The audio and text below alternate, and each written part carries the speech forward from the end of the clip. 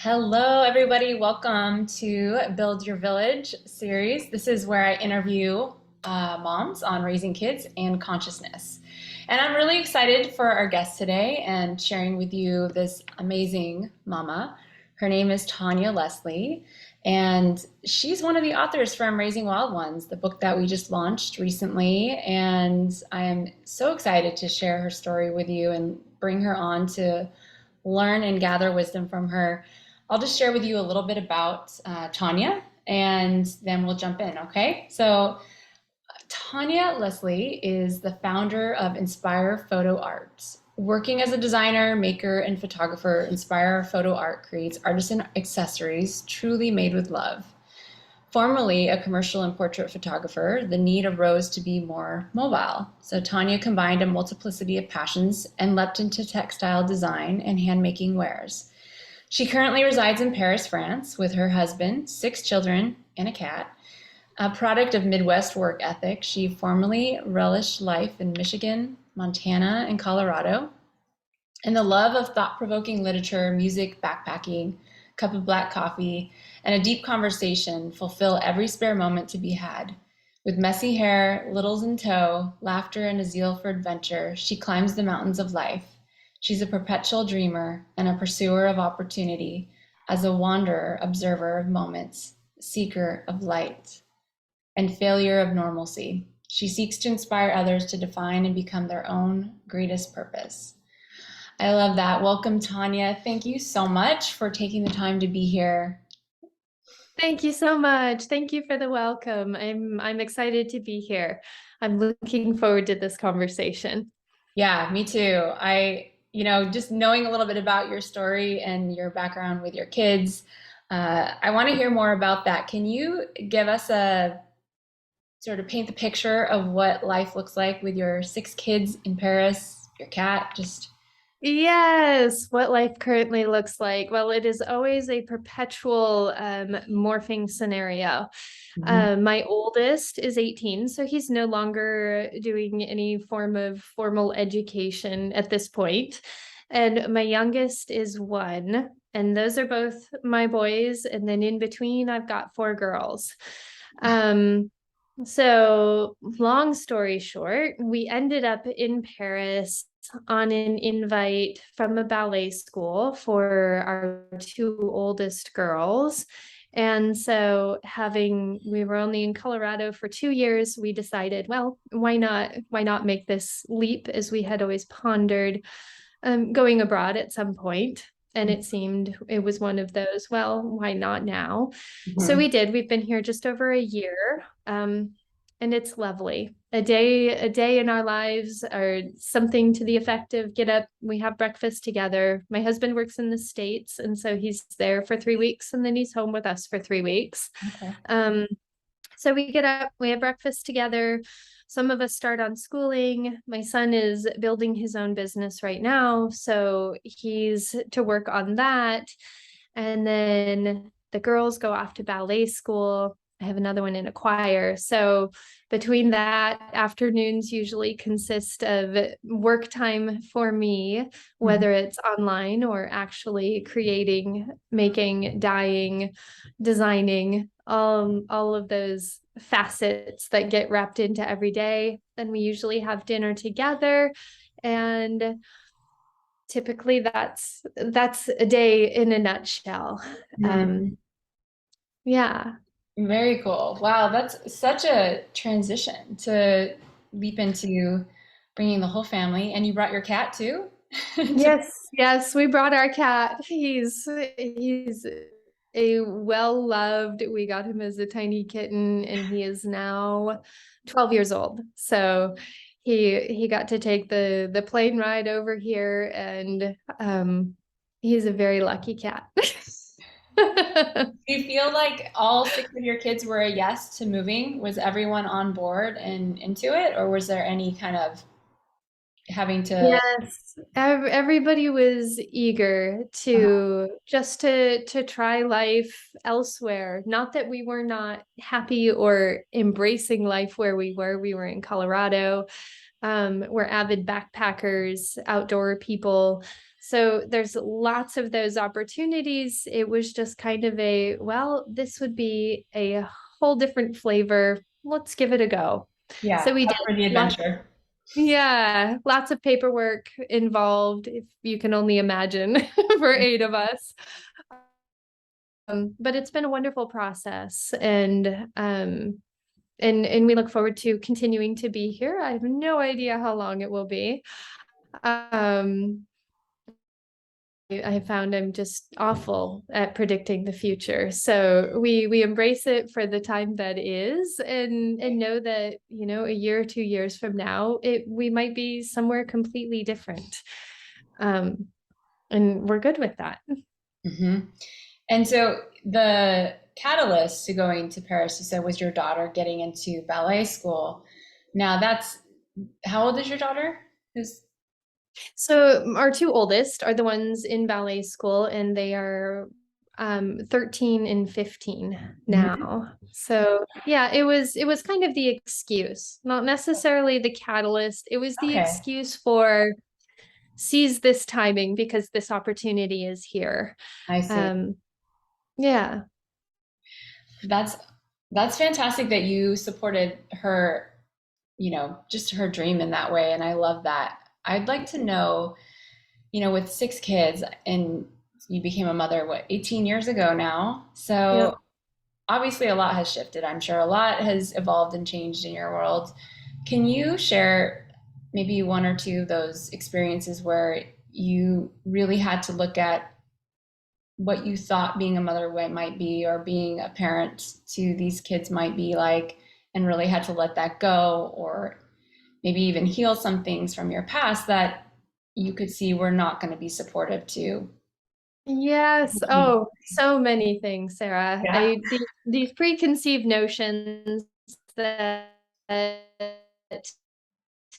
I am a planner. I love to plan things. And so these preconceived notions of this is what being a parent is going to look like, and these are the things we're going to do, and how we're going to plan and arrange and organize. And each of these things was such a whether it was once we started schooling and the school calendar with homeschooling of implementing, well, as you know, it's just not practical to try to plan so far out. And maybe other people grasp these things quicker than I do. Mhm.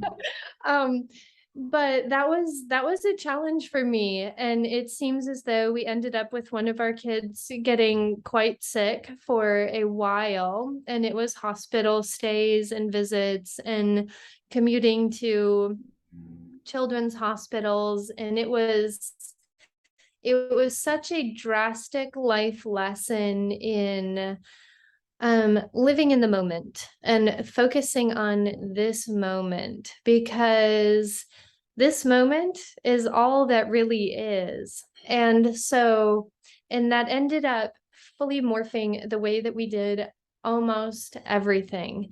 Mm. um just because it was kind of a structure and routine, and but this is the way that we're supposed to homeschool, this is how they're supposed to learn. Mhm. And I had to let go of almost every one of those. Especially my eldest is a complete outside the box thinker, learner, hands-on. I was your type A public school student dream. I mean, I didn't do homework. I was a straight A student. So walking into the standard school atmosphere was so simple for me.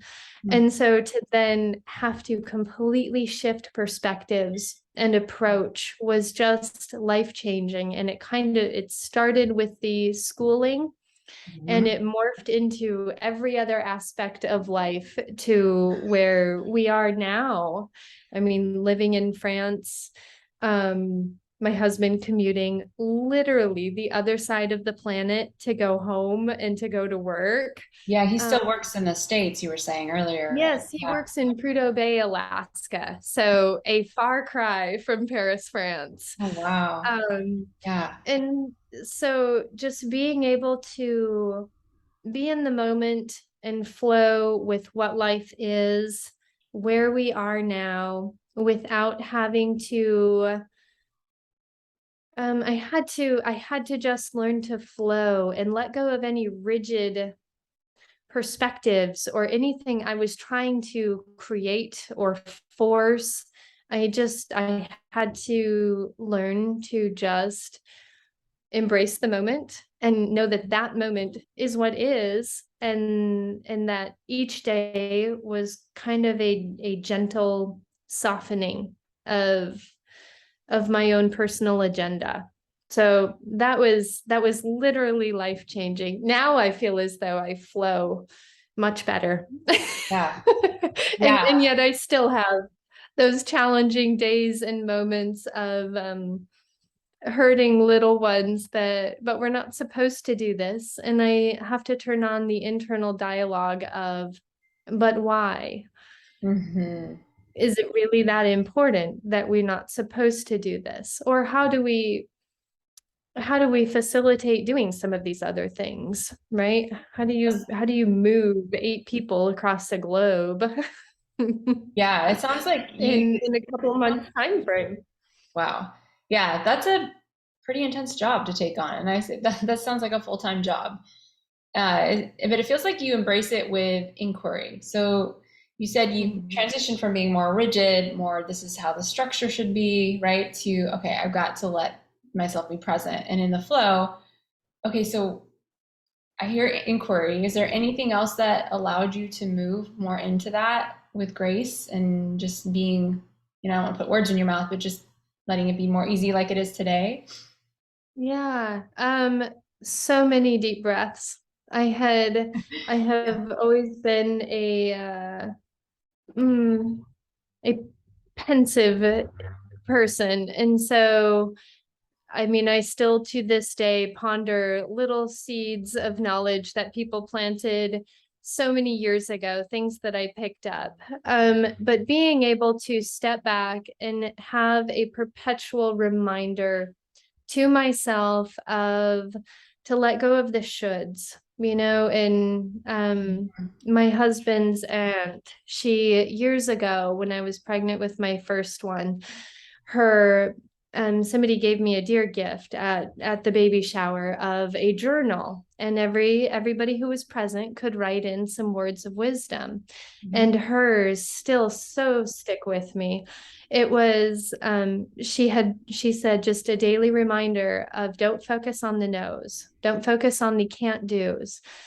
And that has been emphasized in so many places in life. Not only the negativity of focusing on what somebody can't do, but just the each time when my 5-year-old wants to do something and I say no, and I still have to have that internal dialogue of, wait a minute, did I have a good reason to say no, or was it just a reaction? Was I just responding, or is there obviously are places in life where there's black and white, yes and no. And sometimes, probably arguably most of the time, those are just preconceived notions of what should be and what doesn't need to be. And so having that daily process of especially patient, gentle children who have changed me so much in this entire journey. Mhm. But for me, a daily practice of meditating, of being present. My yoga mat daily still typically has a 1-year old and a 5-year old clinging either to me or crawling under me. Mhm. And even my yoga practice, which in all honesty, I mean, I have 6 kids, it's 15 to 20 minutes a day, Mhm. but it is that daily presence that just reminds me to take a deep breath, and it slows my mind down. And so when I have a 1-year old and a 5-year old climbing on me, crawling under me, right, it's just that's okay, they can be there, they're Yeah. no It's part harm. of the life that you are experiencing, and it's perfect.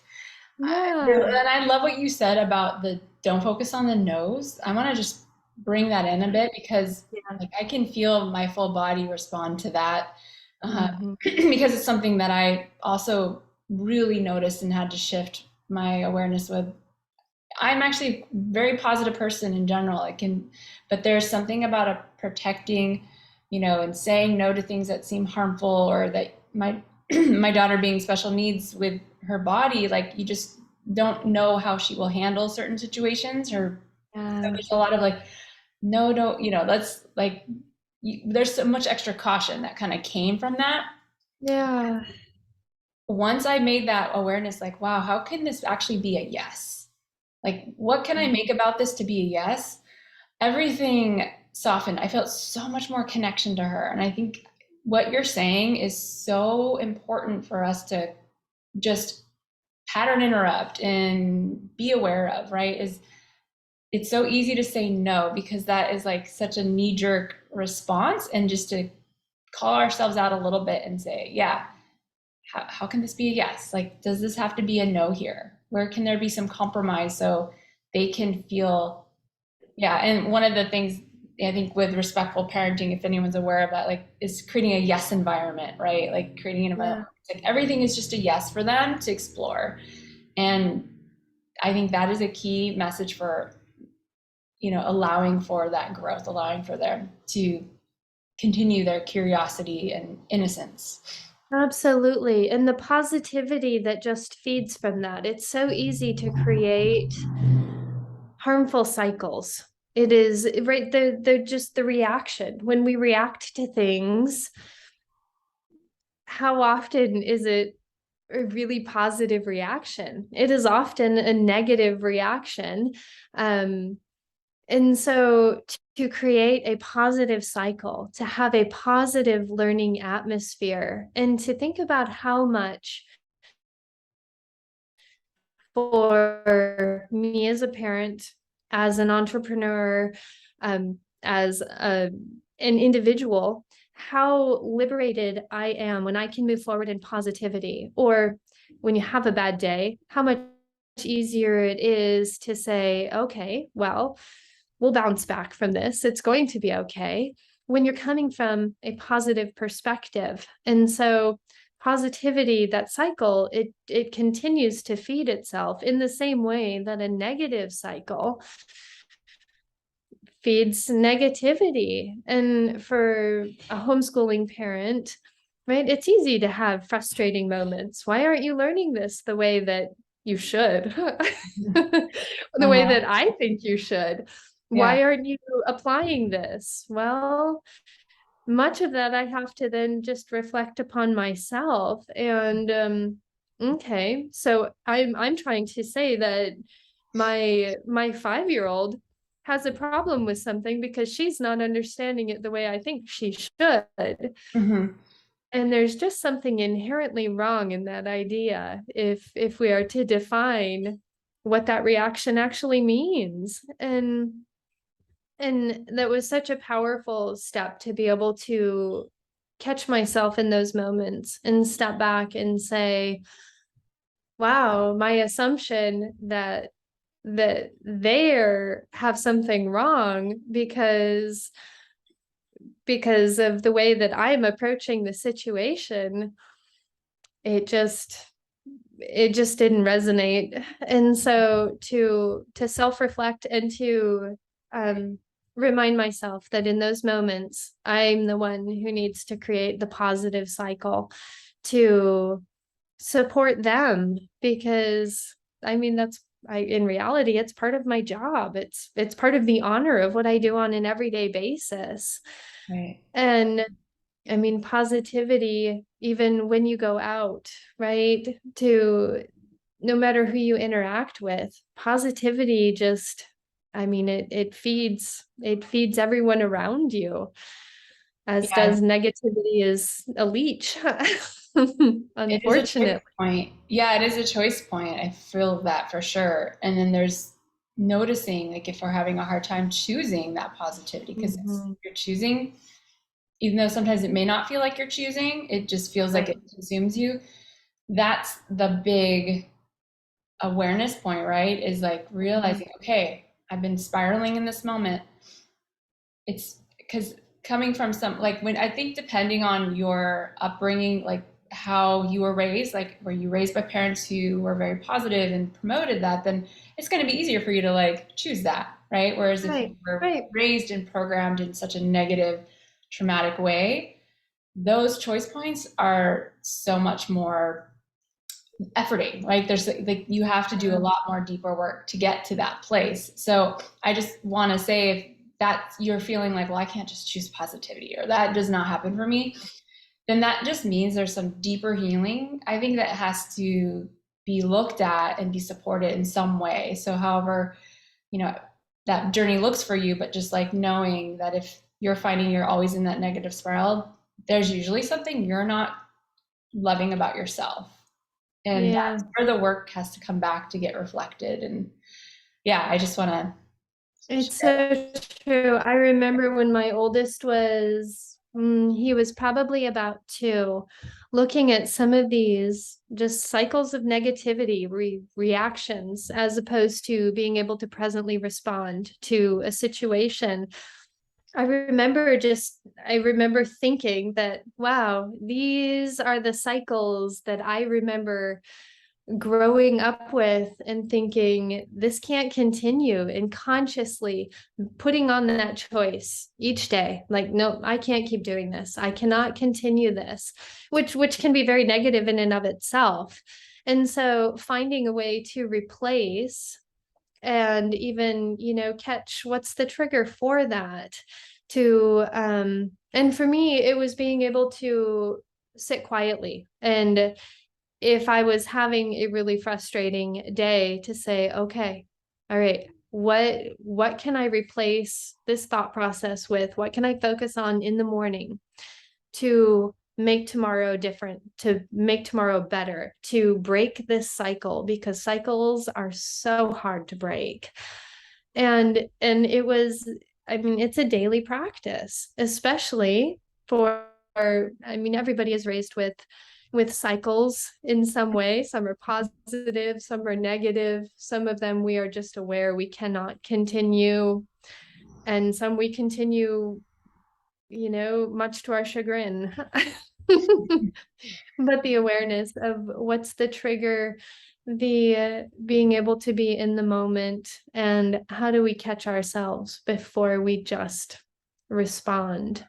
For Yeah. me, it was really focusing on having moments of myself with myself when I can think about those things. Mhm. And I still do today. If I'm very frustrated, I right now my solution is, all right, I need to go for a walk for 10 minutes. Let me just go take some deep breaths, go get some fresh air. And it really does reprogram the thinking for just moments. And it's a big step in self-care, I think, to be able to acknowledge that, because the positivity that comes from me, it right, it feeds my husband, it feeds my children, and I can see that when I'm really negative. Yeah. Yeah. I think what you said too about taking that space is really a key uh, moment of changing the whole energy, right? Because when we're in the, Yeah. sometimes there's just something that like keeps us in this loop or keeps us stickiness of the, no Mhm. one's getting along or nothing's feeling quite right. And Yeah. instead of feeding more of where we're at from there, like just space, right? Like literally Yep. space. And if you can't go for a walk, go to the bathroom, take a few Yep. deep Yep. breaths there. So you're just, Or my bedroom. I yeah, go in my bedroom, and if I I think lay that's, down and hide under the blankets, I'll hear the door open, and they're like, "Oh, mom needs a few minutes." I think that is so important to give ourselves permission to say we do need space. We absolutely Yeah. require, and some of us more than others require that real, like just personal space. Yeah. So that's good. That's wonderful that you give yourself that. Is there anything else that you would like to share just as a tool or as a resource for parents who maybe just need some support with shifting into that positivity or getting out of that loop or the the pattern? Like what's something else that you, or any, if you've already shared, that's great too, but is there anything, just maybe even just keeping it together with 6 kids? Like what's your resource? What's Yeah. your Yes. that? Um, I think our biggest tool for keeping it together is laughing about things, right? We have a slightly inappropriate, often sense of humor. I mean, I remember we had gone to the play My Fair Lady, Mhm. and a couple of days later in the kitchen working on something with my, I think, 10-year-old at the time, and she says, "Mom, move your bloomin' arse." I mean, because that came out of My Fair Lady. We laugh a lot together, and sometimes it's laughter at the unfortunates in life. After my daughter had surgery, and I was carrying her in, numbed up on pain medication. My son called out, and he was, let's see, he was probably 12, 13 at the time. And he saw me carrying her in, and he said, "Bring out your dead," which came out of the Monty Python movies. And she says, "I'm not dead yet." Which, I mean, many people would look at that as maybe a bit extreme. And yet, when we were in the situation that we were in, our best solution is to laugh about it, because Yeah. otherwise sometimes things just seem quite tragic.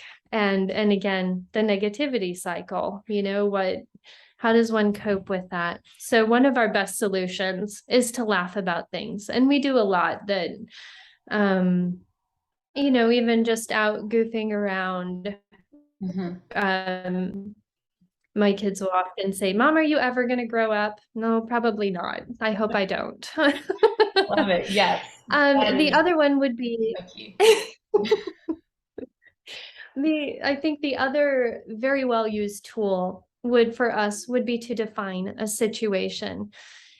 If there's a struggle, to actually be able to define it, right? When we're very vague of, "This is so frustrating." What is so frustrating? "Well, Mm. I'm not understanding it." What are you not understanding? And we will go through a very thorough process of defining the situation.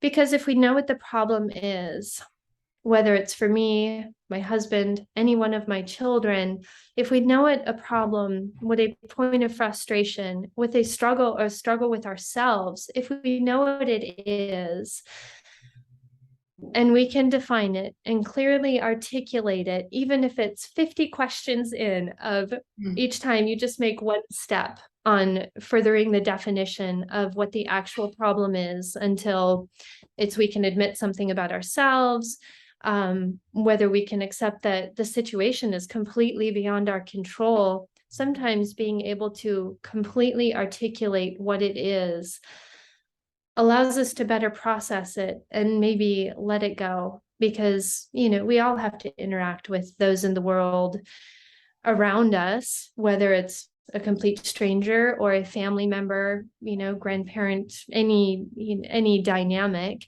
that we may have a struggle with. If we can define it, Mhm. it makes it so much easier to tackle, because we know what that mountain is to climb, and whether we may have no control, there's nothing we can do to fix it. And being able to look at that and say, "Oh, well, at least I know what the mountain is now, and now I know how to navigate around it, or what healing I have to do to move forward, to be more complete, to be more empowered, regardless of what my situation is." So we spend a lot of time defining things, because it seems that then we know exactly what we're facing. And Mhm. that is a powerful tool, whether you're 2 years old or 40 years old, Mhm. regardless of age. Yeah, that's a powerful tool to teach your kids, to really language, to articulate how we're feeling or what is, I mean, even to this day, I'm still learning to really like Uh, inquiry and self-defining of, yeah, what is this really about?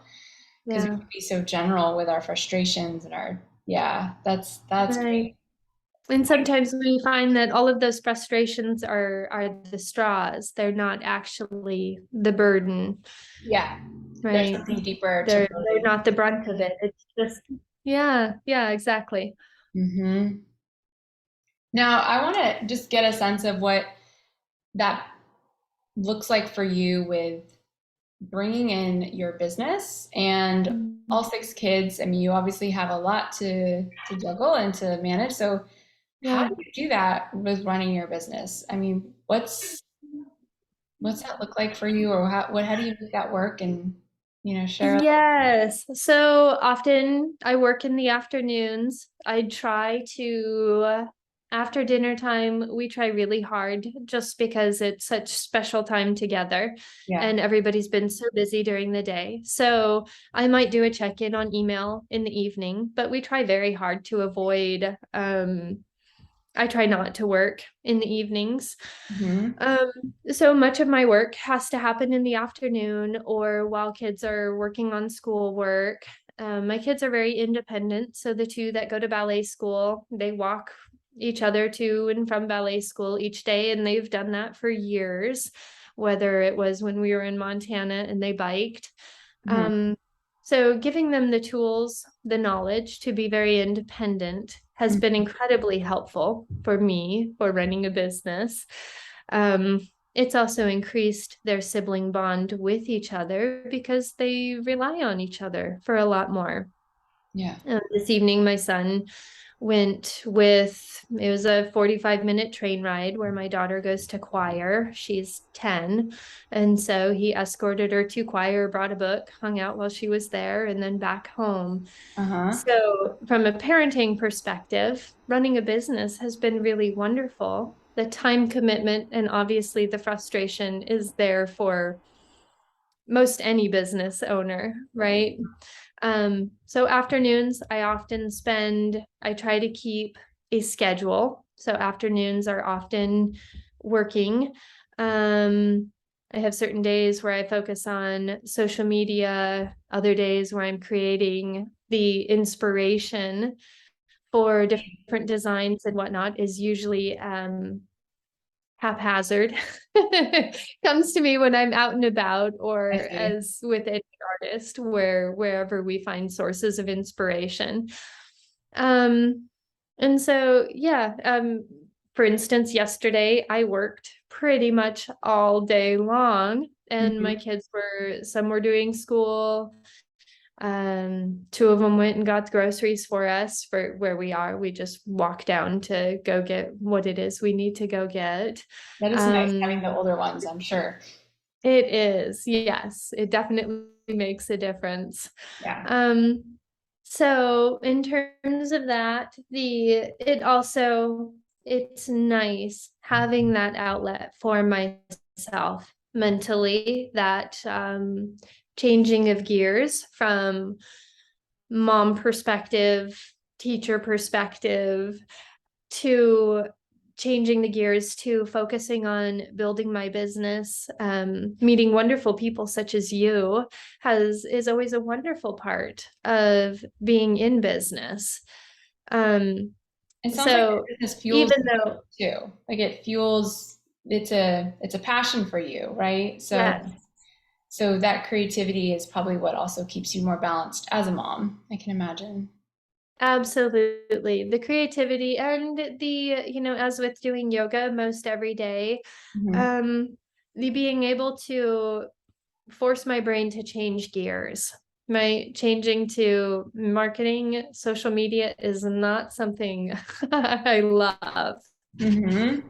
But I have decided that I do best when I focus on a task and I do not try to multitask because I learned so many years ago. It's really, I have to be all in on what I'm doing. Otherwise, even if it's that, the 5-year-old saying, Mom, okay, 1 second, honey, I just have to finish this email and you will then have my full attention. And that obviously with 6 kids, that has happened so many times over the years, and they have learned to be very patient with me. Uh-huh. And also knowing that when they have my attention, it's my full attention. And we have a good and strong connection in that way. Yeah. But I do love running a business, especially as a mom. I think it's important that my kids see that side of me too. I mean, we have There's a so good much to learn from that. relationship. Yeah, and you're saying your older son is starting his Yeah, own business, so I can imagine that he gets to see mom, running her business, and that's yeah. supportive of him doing that, and seeing what's possible.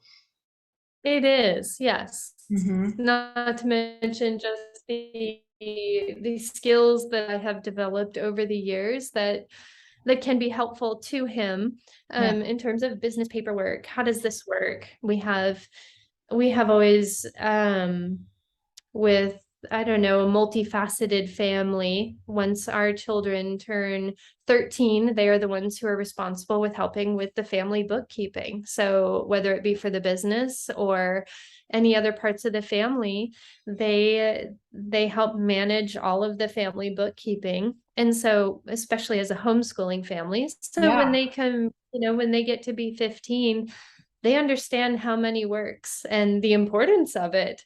I love And that you do that. That is like yes. that. If anyone takes away a good tip from this interview here, get your kids managing the family budget at an early age. Yes. No, I think that that's so Yes. empowering for them to yeah, you're setting them up with such an incredibly powerful foundation, Tanya. Life skills. Yeah. Yes. Yeah. They are essential.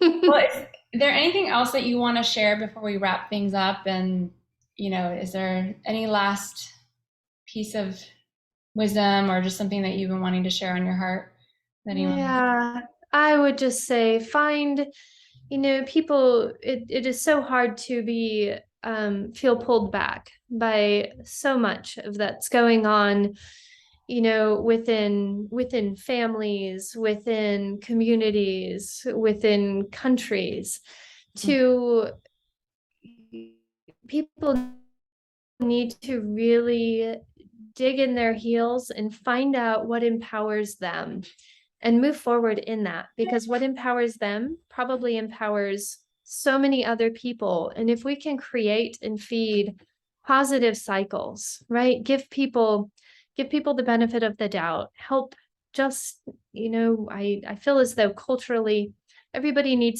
momentum needs to be rebuilt for moving forward as individuals, as Mhm. communities.